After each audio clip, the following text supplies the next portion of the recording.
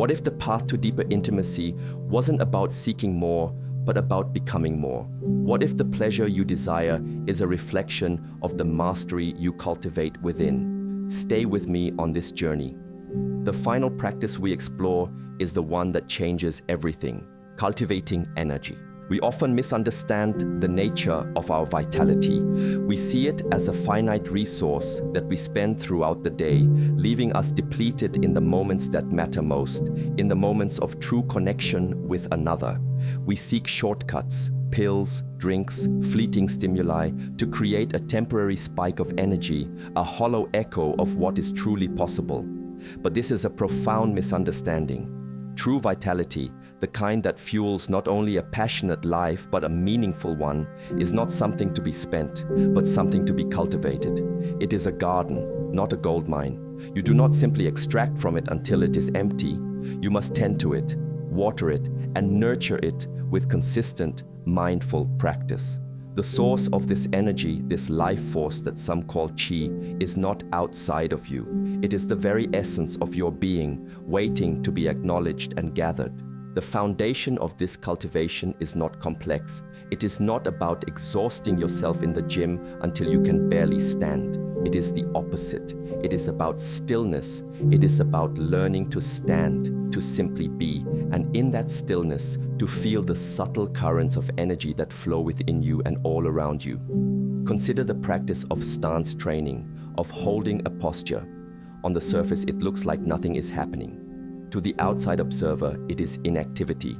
But within, a universe of activity is unfolding. The legs begin to tremble, the mind begins to scream for release, for distraction. And this is the first gateway. Can you breathe through this discomfort? Can you calm the mind when the body is in turmoil? It is in this crucible that true strength is forged, not just the strength of muscle, but the strength of will, the resilience of your spirit.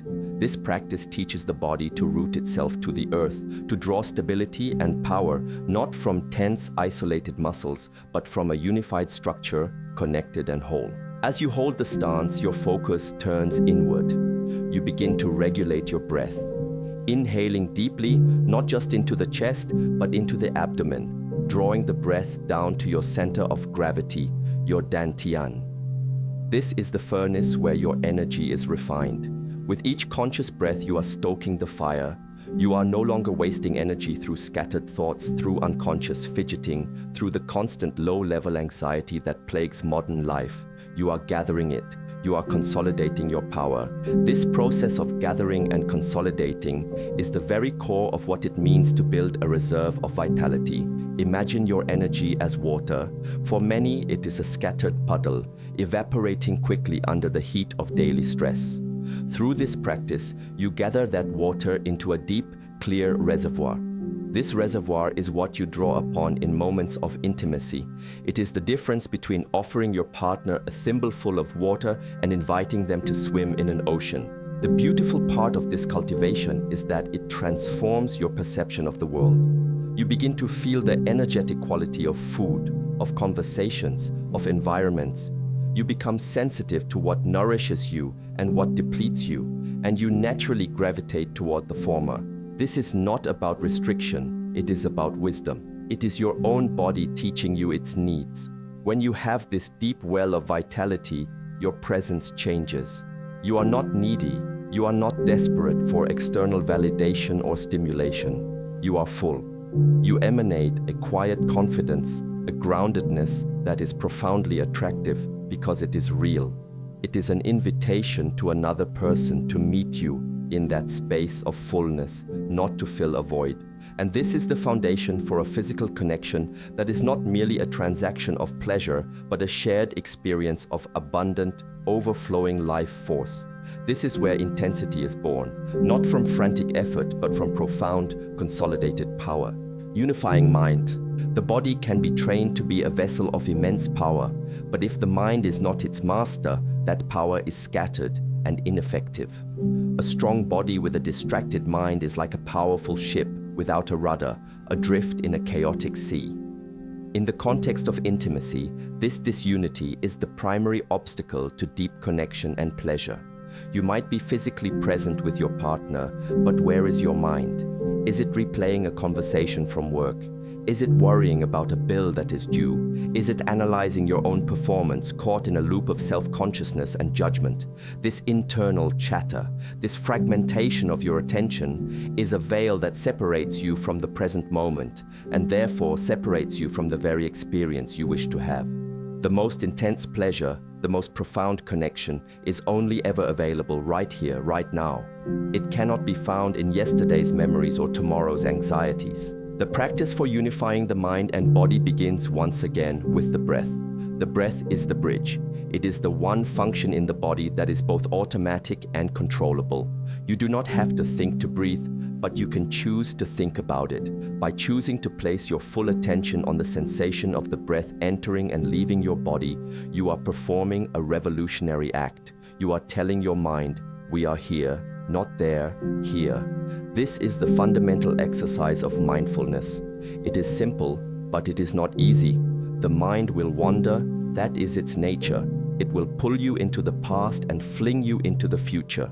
Your task is not to fight the mind, for that is a war you cannot win. Your task is to gently, patiently, and without judgment, guide your attention back to the breath again and again. Every time you do this, you are strengthening your muscle of presence. Extend this practice beyond formal meditation. Integrate it into your physical training. When you are holding a stance, you are not just training your legs, you are training your mind. Instead of letting your thoughts drift, you anchor your awareness in the physical sensations.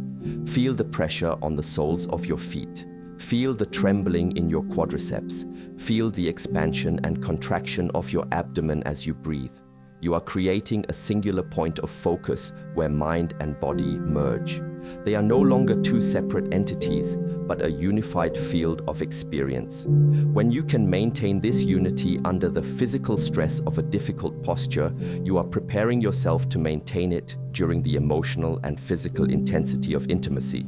You are learning to stay present with sensation without being overwhelmed by it. This unification changes the very quality of your touch, of your gaze, of your presence. When your mind is fully with your body, your touch is no longer just a mechanical action. It is imbued with your complete attention. It becomes a tool of profound communication. Your partner feels this.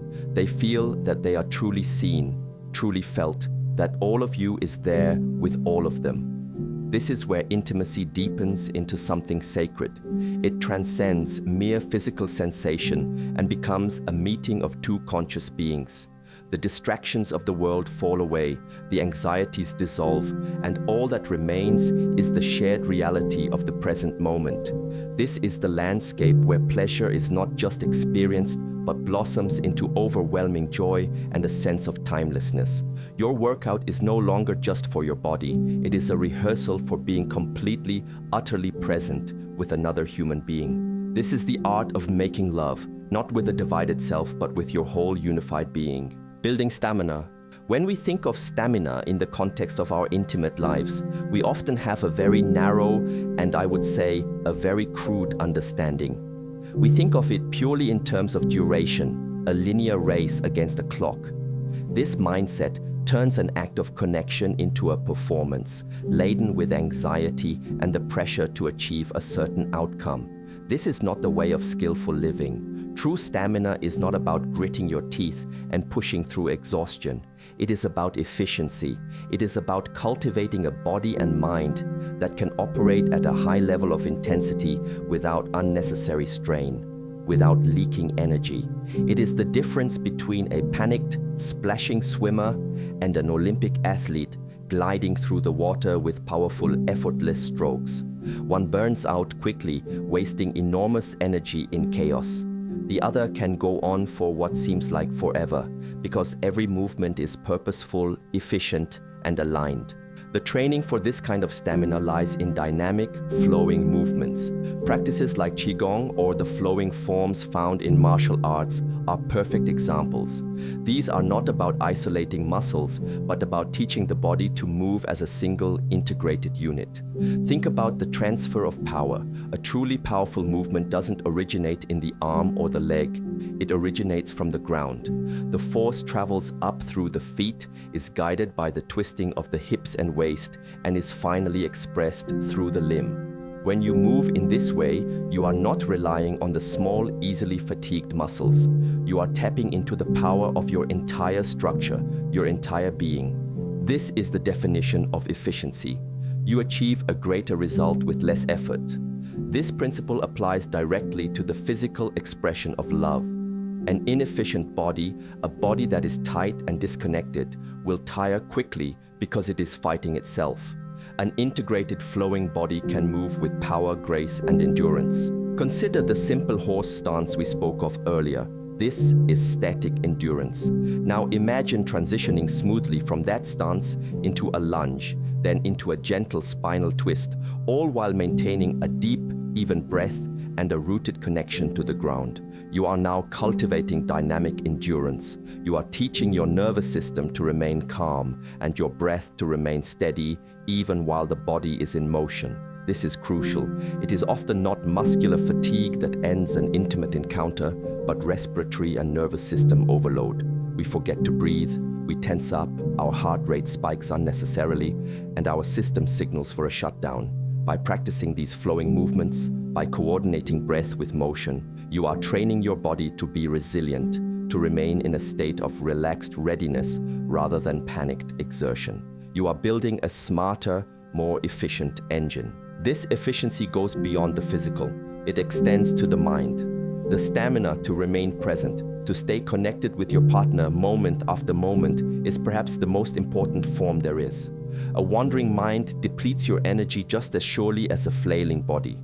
But when your mind is unified with your body, as we have discussed, you are no longer wasting vitality on internal noise. All your resources are available for the shared experience. This is how intensity and duration coexist without conflict. You are no longer trying to last longer. You are simply so present, so absorbed in the richness of the moment that time itself seems to dilate. Your focus is not on the finish line, but on the beauty of each step along the path.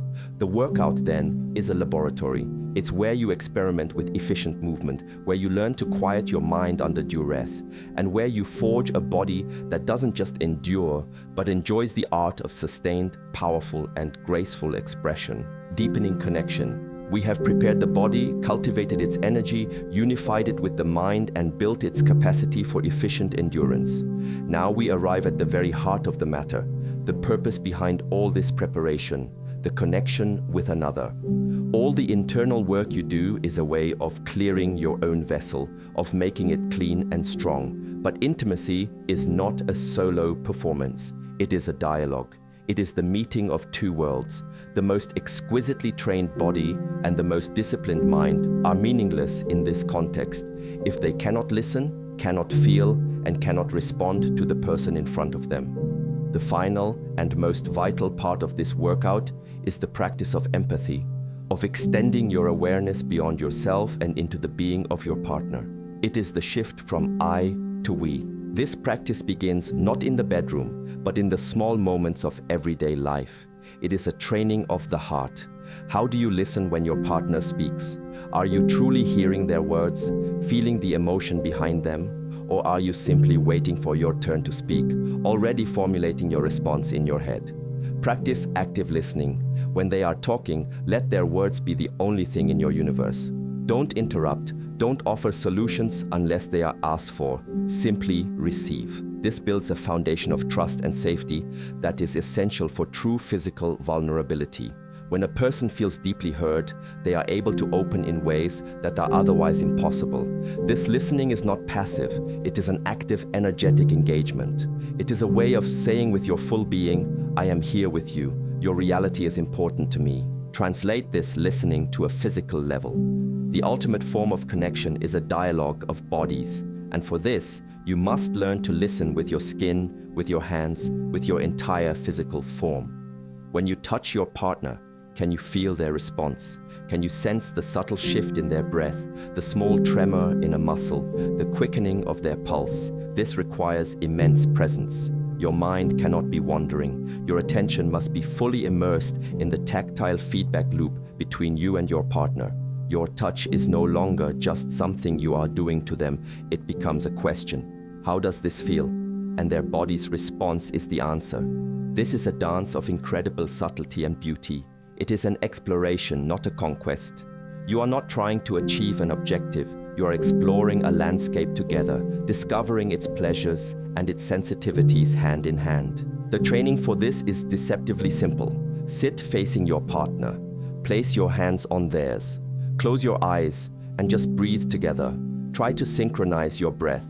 Inhale when they inhale, exhale when they exhale. In the beginning, this may feel awkward, but if you persist, something remarkable happens.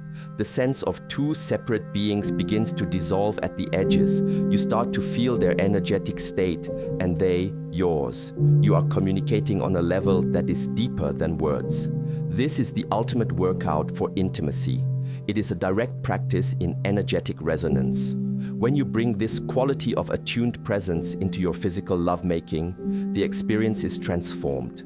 It is no longer two people seeking their own pleasure in the presence of the other, but a single unified field of shared sensation, a co-creation of pleasure. The intensity is magnified beyond measure because it is no longer just your own, it is yours, theirs, and the energy you create together. This journey we've taken from cultivating internal energy to unifying mind and body to building stamina, it all leads here. It is not about becoming a master of techniques to impress another. It is about becoming a master of yourself so that you have something profound to offer. It is about cultivating such a deep well of vitality and presence within you that you can afford to give your attention completely, to listen with your entire being, and to join another person in a dance of true connection. This is the pleasure that reverberates not just through the body, but through the soul.